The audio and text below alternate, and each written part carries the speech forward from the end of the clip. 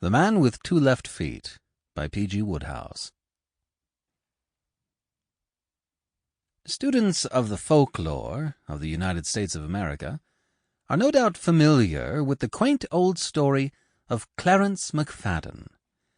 Clarence McFadden, it seems, was wishful to dance, but his feet wasn't gaited that way. So he sought a professor and asked him his price, and said he was willing to pay. The professor, the legend goes on, looked down with alarm at his feet and marked their enormous expanse.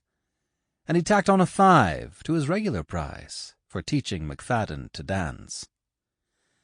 I have often been struck by the close similarity between the case of Clarence and that of Henry Wallace Mills. One difference alone presents itself. It would seem to have been mere vanity and ambition that stimulated the former, whereas the motive force which drove Henry Mills to defy nature and attempt dancing was the purer one of love. He did it to please his wife. Had he never gone to Ye Bonny Briar Bush Farm, that popular holiday resort, and there met Minnie Hill, he would doubtless have continued to spend in peaceful reading the hours not given over to work at the New York bank, at which he was employed as paying cashier. For Henry was a voracious reader.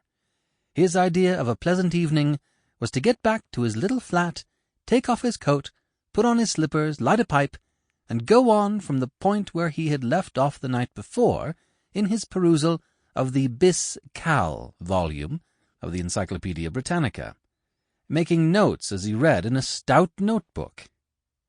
He read the Bis Cal volume because, after many days, he had finished the A and os, and the os bis.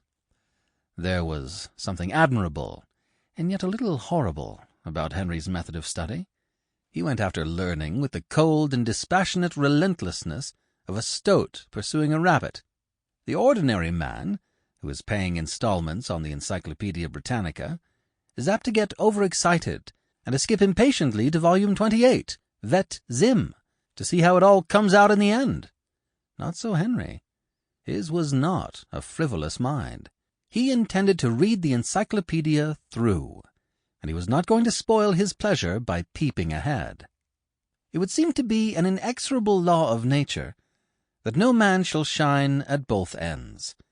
If he has a high forehead and a thirst for wisdom, his fox-trotting, if any, shall be as the staggerings of the drunken, while, if he is a good dancer, he is nearly always petrified from the ears upward.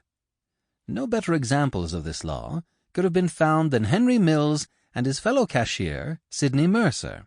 In New York banks, paying cashiers, like bears, tigers, lions, and other fauna, are always shut up in a cage in pairs, and are consequently dependent on each other for entertainment and social intercourse when business is slack. Henry Mills and Sidney simply could not find a subject in common. Sidney knew absolutely nothing of even such elementary things as Abana, aberration, Abraham, or acrogenai, while Henry, on his side, was scarcely aware that there had been any developments in the dance since the polka. It was a relief to Henry when Sidney threw up his job to join the chorus of a musical comedy, and was succeeded by a man who, though full of limitations, could at least converse intelligently on bowls. Such, then, was Henry Wallace Mills. He was in the middle 30s, temperate. Sample complete. Ready to continue?